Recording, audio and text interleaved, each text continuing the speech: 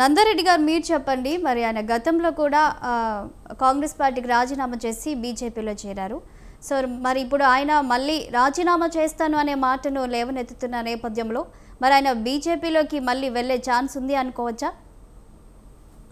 Madam గారు, మీకు అదేవిధంగా తోటి మిత్రులకు అదేవిధంగా ప్రేక్షకులకు నమస్కారం. నేను ఏమంటున్నంటే, రాజగోపాల్ రెడ్డి ముక్కుసూటి వ్యక్తి.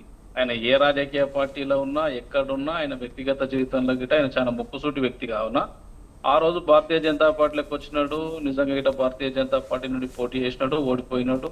ఆయన అనివార్య కారణాలలో మళ్ళీ కాంగ్రెస్ పార్టీలోకి పోయినాడు. కాంగ్రెస్ పార్టీ రేవంత్ రెడ్డి గారు రాష్ట్ర అధ్యక్షుడు పిసిసి హోదాలో ఉన్నప్పుడు అందరు రండి, నేను అందరినీ కలుపుకపోతా, అందరికీ సముచిత స్థానం కల్పిస్తా అని చెప్పినటువంటి ఒక రేవంత్ రెడ్డి గారు ఇప్పుడున్నటువంటి ఒక ముఖ్యమంత్రి. ఆయన రాజగోపాల్ రెడ్డి గారు ఏం క్వశ్చన్ చేస్తున్నారు అనేది మనం ఇక్కడ గమనించాల్సిన ఒక విషయం. రాజగోపాల్ రెడ్డి ఏం క్వశ్చన్ చేస్తున్నాడు? కాంగ్రెస్ పార్టీగా మనం రాష్ట్ర ప్రజలకు ఇచ్చినటువంటి ఒక హామీలు నెరవేర్చడంలో ఎందుకు విఫలమవుతున్నాం అని అడుగుతుంది చాలా క్లియర్ గా. అయితే దాని మీద సమాధానం దాటేస్తూ పోతుంటే ఆయనకు ఏదో ఒక దగ్గర ఎవరికైనా ఆశ వస్తుంది కదా. మనం ఇచ్చినటువంటి ఒక హామీలు ఏవి, మనం ఇచ్చినటువంటి ఒక 6 గ్యారంటీలు ఎటు పోయినాయి, 420 హామీలు ఎటు పోయినాయి, ప్రజల్లో రేపు మళ్ళీ కాంగ్రెస్ పార్టీ ఏ స్థానిక ఎలక్షన్స్ ఉన్నాయి అనుకో, స్థానిక ఎలక్షన్లు కనీసం మనం 12 నుంచి 14, 16 నెలల నుంచి కూడా పెండింగ్ చేసుకుంటూ వస్తున్నాము. కోర్టు తీర్పిస్తే గానీ ప్రభుత్వం ఎలక్షన్ చేసేటటువంటి ఒక పరిస్థితి లేదు.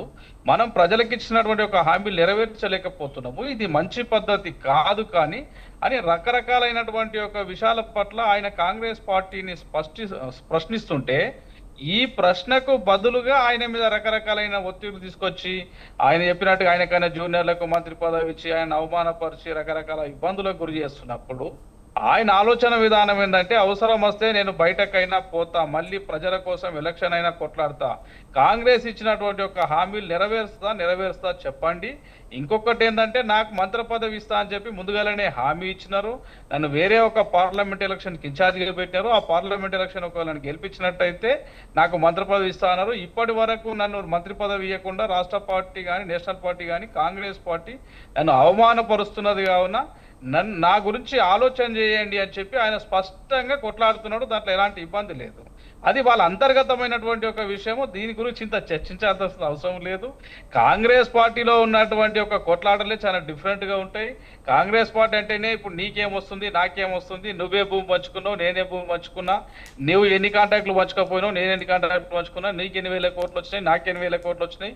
నేనేమనుకుంటున్నా అంటే, ఎక్కడన్నా ఏదైనా డబ్బుల కాడ తేడా వచ్చిందేమో దాని గురించే ఇదంతా చర్చ నడుస్తుంది అనుకుంటున్నా తప్ప కేవలం మంత్రి పదవో లేకపోతే రాజకీయంగానో ప్రజలకు ఇచ్చినటువంటి ఒక హామీలు నెరవేర్చలేదనో నేను కొంతవరకు ఉంటే ఉండొచ్చు. కానీ ఇది మొత్తం ఇదే సమాధానం అయితే నేను అనుకోను. ఎందుకంటే టీఆర్ఎస్ పార్టీ ఉన్నప్పుడు అవినీతి అనేది ఆ 4 కుటుంబాల మధ్య నడుస్తున్నది. కేసీఆర్ లేదంటే కేటీఆర్, హరీష్ రావు, కవితనో వాళ్ళ కుటుంబాల మధ్య నడిస్తే, ఈ రోజు కాంగ్రెస్ అధికారంలోకి వచ్చిన తర్వాత రాష్ట్రంలో ఉన్నటువంటి ఒక ప్రతి ఒక్క ఎమ్మెల్యే, అదేవిధంగా మినిస్టర్లు, ఎంపీలు ఎవరికి పడితే వాళ్ళు ఎట్లా పడితే అట్లా దుకాణం తెరుచుకొని రకరకాలైనటువంటి ఒక అవినీతికి పాల్పడుతున్నటువంటి ఒక కాంగ్రెస్ పార్టీలో అక్కడ ఎక్కడో తేడాలు వస్తున్నట్టున్నాయి. తేడాలు రావడంతో ఈ మంత్రులు కానీ, ఎమ్మెల్యేలు కానీ, ఎంపీలు కానీ అప్పుడప్పుడు నానా రకాలుగా బహిరంగంగా వచ్చి మాట్లాడుతున్నటువంటి ఒక విషయం ప్రజలు గమనిస్తున్నారు.